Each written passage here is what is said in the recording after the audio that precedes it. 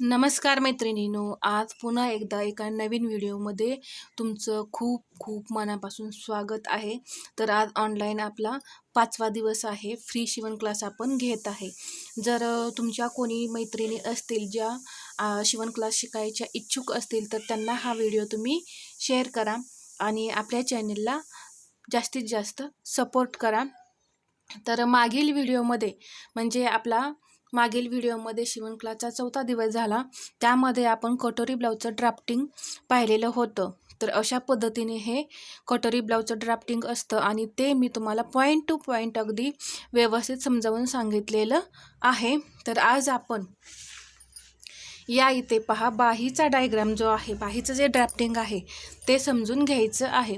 तर या इथे पहा, मी या पद्धतीने बाहीचं ड्रॉइंग केलेलं आहे.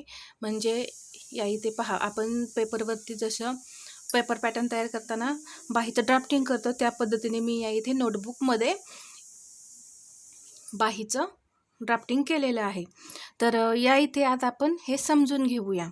तर या इथे पहा, ही इथं बंद बाजू असते, बंद बाजू. तर या साईडला आपल्याला बंद बाजू असते, त्या साईडला आपल्याला बाहीची उंची टाकायची असते. तर इथून इथपर्यंत बाहीची उंची प्लस 1 इंच आपल्याला शिलाई मार्जिन घ्यायचं आहे. तुमची बाहीची उंची कितीही असू दे, अगदी 10 इंच 12 इंच असू दे, तर आपल्याला त्यामध्ये 1 इंच शिलाई मार्जिन मिक्स करायचं आहे. तर ही बाही आपली अस्तरची आहे, हे लक्षात घ्या. अस्तरची बाही आहे. तर इथे बाही उंची प्लस 1 इंच. 1 इंच का?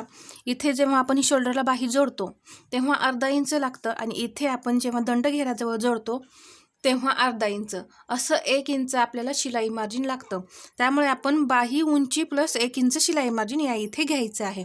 हे घेतल्यानंतर आपल्याला बाही रुंदी घ्यायची असते. ही झालेली आहे बाही उंची, लक्षात घ्या. आणि इथून ही बाही उंची आहे आणि इथून इकडे बाहीची रुंदी आहे. बाही उंची टाकल्यानंतर बाही रुंदी टाकायची आणि हा चौकोन आपल्याला तयार करायचा आहे. तर बाहीची रुंदी काढण्यासाठी पहा या इथे बाही रुंदी छातीचा 4था भाग. म्हणजे तुमची छाती जर 32 असेल तर त्याचा 4था भाग किती होतो? 8. मी याआधी 4थ्या भागाचे 10व्या भागाचा चार्ट मी शेअर केलेला आहे, तुम्ही पाहू शकता. तर इथे पहा, छातीचा 4था भाग, इथून इथपर्यंत जे काही छातीचा 4था भाग येईल ते टाकायचं. 40 चेस्ट असेल तर त्याचा 4था भाग 10 येतो. 32 चेस्ट असेल तर त्याचा 4था भाग 8 येतो. तर इथून जे काही 4था भाग निघेल तो आपल्याला टाकायचा आहे. म्हणजे या इथे पहा, इथून इथपर्यंत जे असतं ते 4था भाग असतो छातीचा. या इथे पहा, छातीचा 4था भाग हे नाही, छातीचा फक्त आपल्याला इथपर्यंत जो काही येतो तो 4था भाग आहे. तो या इथे आपल्याला बाही रुंदी म्हणून वापरायचा आहे. हे शिलाई मार्जिन यामध्ये मिक्स करायचं नाही, फक्त इथून इकडे 4था भाग घ्यायचा आहे. हे घेतल्यानंतर इथं पॉईंट दिल्यानंतर आपल्याला हे असं बॉक्स तयार करून घ्यायचं, एक चौकोन तयार करून घ्यायचा आहे. आता इथे पहा, ही कॅप हाईट आहे, याला कॅप हाईट म्हणतात.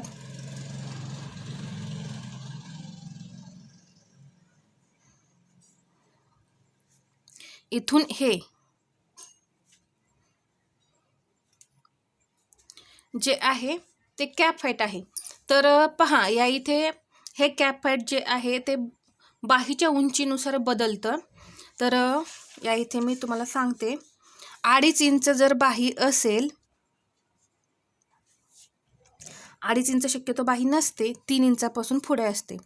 तर इथे आपल्याला 2 इंच कॅप हाईट घ्यायची आहे. हे 3 इंच. 5 इंच बाही असेल तर 3 इंच कॅप हाईट घ्यायची आहे. तर 8 पासून 8 जर बाही असेल तर 3.5 इंच कॅप हाईट घ्यायची आहे. 2.5 इंच कोणी कोणी बाही वापरतं, पण शक्यतो जास्त 3 इंचापासून बाही असते. 10 इंचाच्या बाहीसाठी सुद्धा आपण या इथे 3.5 इंच कॅप हाईट घ्यायची आहे. शक्यतो आपण 3.5 इंचापर्यंतच कॅप हाईट घेतो, त्याच्या पुढे जास्त घेत नाही. तर या इथे मी तुम्हाला सांगितलं. जर बाही उंची आपली किती, बाही उंचीवरून आपण या इथे कॅप हाईट किती घ्यायची हे तुम्हाला मी या इथे सांगितलेलं आहे. तर सर्वात पहिल्यांदा पहा, बाही उंचीचं मार्किंग करायचं, बाही रुंदीचं मार्किंग करून एक चौकोन तयार करून घ्यायचा. मग आपल्याला इथून इथं कॅप हाईटचं मार्किंग करायचं आहे. कॅप हाईटचं मार्किंग केलं की इथून सरळ आपल्याला रेष ओढून घ्यायची आहे. तर ही लाईन आपण ओढून घेतली की या लाईनवरती पहा, इथे 1.5 इंचावरती पॉईंट द्यायचा. म्हणजे ब्लाऊजमध्ये तुम्ही इथं जे शिलाई मार्जिन 1.5 इंच घेतलेलं असतं, तर इथं 1.5 इंच शिलाई मार्जिन घ्यायचं आहे. तर इथे 1.5 इंचावरती पॉईंट दिला की इथून इथंपर्यंत, इथं उंचीचं जे मार्किंग आहे ते स्टॉप होतं आहे. इथून अशी आपल्याला तिरकी लाईन, हे 1.5 इंच आहे, इथंपर्यंत ओढून घ्यायची आहे. या इथे मी ही लाईन अशी तिरकी ओढलेली आहे.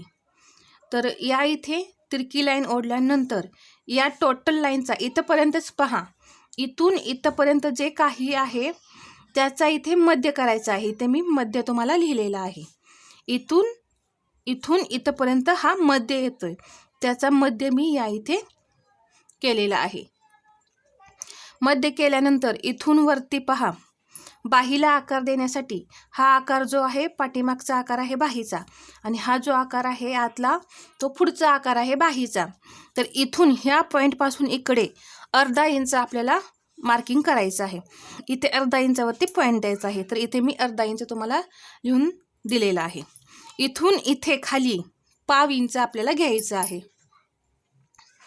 तर इथे पहा, मी या इथे 1/2 इंच तुम्हाला लिहून दाखवलेलं आहे. हे पॉईंट आपण या इथे 3 घेतले. हा मध्य केला, इथे 1/2 इंचावरती पॉईंट आणि इथे 1/2 इंचावरती पॉईंट. इथे 3 पॉईंट आपले झाले. आता इथे बाहीला आकार देण्यासाठी 1.5 इंच घ्यायचं आहे. इथे मी 1.5 इंच पहा इथं मार्किंग करून दाखवलेलं आहे. 1.5 इंच घेतलं की इथून ह्या 1.5 इंचापासून हा जो 1/2 इंचाचा पॉईंट आहे इथून हा आकार असा करत असा येत पहा, इथे हे जे 1.5 इंचाचा पॉईंट आहे त्याच्यात थोडंसं आतमध्ये येऊन असं इथे मिळवायचं आहे. डायरेक्ट असं मिक्स करायचं नाही, आतमध्ये थोडं येऊन मिक्स करायचं आहे. म्हणजे इथे जेव्हा आपण बाही जोडतो तेव्हा ते वर खाली होत नाही. आता हा झाला आपण असा इथून आतमध्ये आलो, जवळपास 1 इंचापर्यंत आतमध्ये यायचं आणि बाहीला आकार द्यायचा. म्हणजे आपला बाहीचा आकार कसा परफेक्ट येईल त्यानुसार इथे आपण असं आकार द्यायचा आहे. हा आकार देऊन झाल्यानंतर इथे पहा, इथून स्टार्ट करून इथे हा जो 1/2 इंचाचा पॉईंट आहे इथे असा आणायचा, असा निघून या 1.5 इंचापर्यंत जोडायचा आहे. तर अशा पद्धतीने इथे पानाचा आकार आपल्याला तयार करायचा आहे. या इथे पहा, अशा पद्धतीने पानाचा आकार या इथे आपल्याला तयार करायचा आहे.